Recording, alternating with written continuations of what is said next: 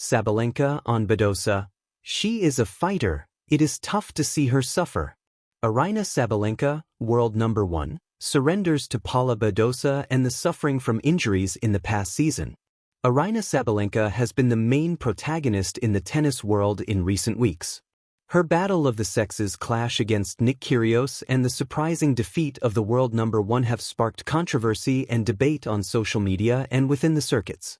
Despite this, the Belarusian player continues to hold her head high and focus on her next challenge, WTA Brisbane 2026, where she will compete in both singles and doubles. Aryna also wanted to share some kind words for her friend Paula Badosa.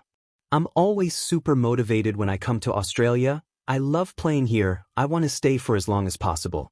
I aim to outperform last year's final. It's not about the heat, but the people and the atmosphere.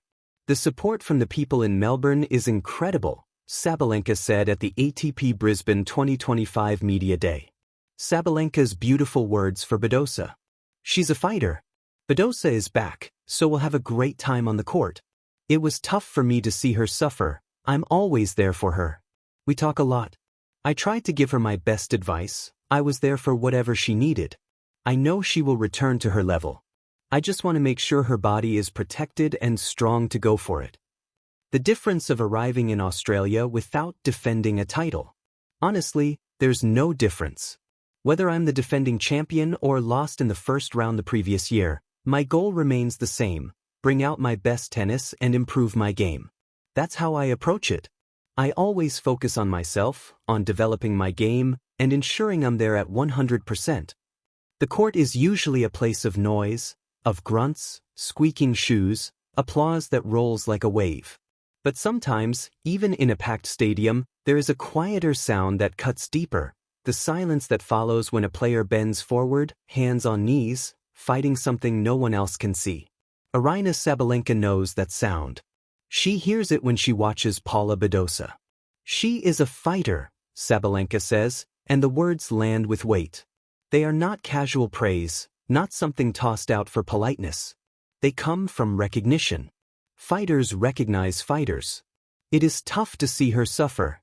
Tennis is often described as a lonely sport, said in passing like a cliché. But loneliness becomes real when your body doesn't listen to you, when your mind demands more than your muscles can give, when the scoreboard keeps ticking forward no matter how much pain you are trying to hide. Badosa has lived in that space. Sabalenka, standing across the net or watching from the sidelines, understands it better than most. They are different players in style and rhythm. Sabalenka is thunder, powerful, explosive, a force that announces itself. Badosa is grit and geometry, a player who constructs points with patience and courage. Yet beneath those differences, there is a shared language, resilience. The language of waking up sore, training anyway. The language of doubt creeping in during quiet hotel room nights. The language of asking yourself, how much do I still have? And stepping back onto the court regardless of the answer. When Sabalenka talks about Badosa suffering, she is not speaking only of physical pain, though that is visible enough. She is speaking of the kind of suffering that doesn't always make highlight reels. The frustration of stops and starts, the cruelty of momentum interrupted, the mental battle of trying to trust a body that has betrayed you before. In elite tennis, suffering is often hidden behind smiles and sponsor obligations. But players notice. They always do.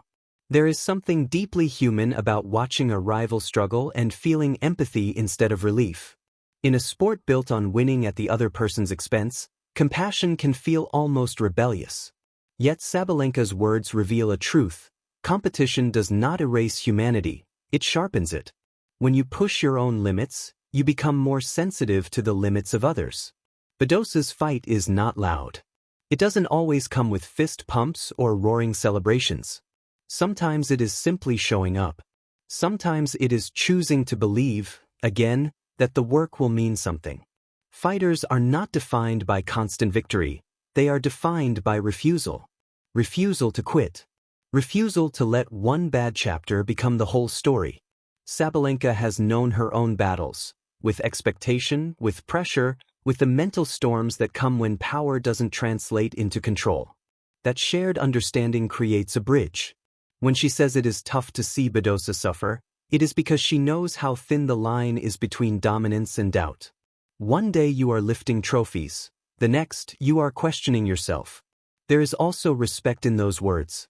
Respect for the courage it takes to compete while hurting. Respect for the vulnerability of being seen not at your strongest, but at your most honest. In tennis, the body is both weapon and weakness. When it falters, it exposes everything. To keep fighting anyway is an act of bravery that statistics cannot measure. Fans often demand narratives of triumph. Comeback stories. Clean arcs with satisfying endings. But real careers are messy. They are full of pauses, regressions, and unfinished sentences. Sabalenka's comment refuses to simplify Badosa's journey. It doesn't rush her toward redemption or define her by setbacks. It sits with the pain and acknowledges it. She is a fighter. The present tense matters. Not was, not will be. Even in suffering. Even in uncertainty. Especially then. In that sense, Sabalenka's words become bigger than one player talking about another. They become a reminder of what sport can be at its best, a space where strength is admired, but endurance is honored, where rivals can be mirrors, where empathy exists without weakening competition. One day, Badosa will play freely again, or perhaps she will redefine what her fight looks like. Tennis careers evolve. Bodies change. Dreams adapt. But the fighter Sabalenka sees, the one who keeps going when it would be easier not to, does not disappear with a loss or an injury.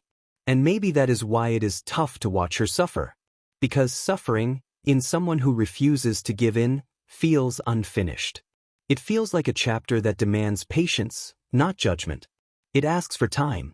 On the other side of the net, Sabalenka waits, not as a savior or a spectator, but as someone who understands. In the quiet moments between points, between seasons, between pain and possibility, that understanding might be one of the strongest forces in the game.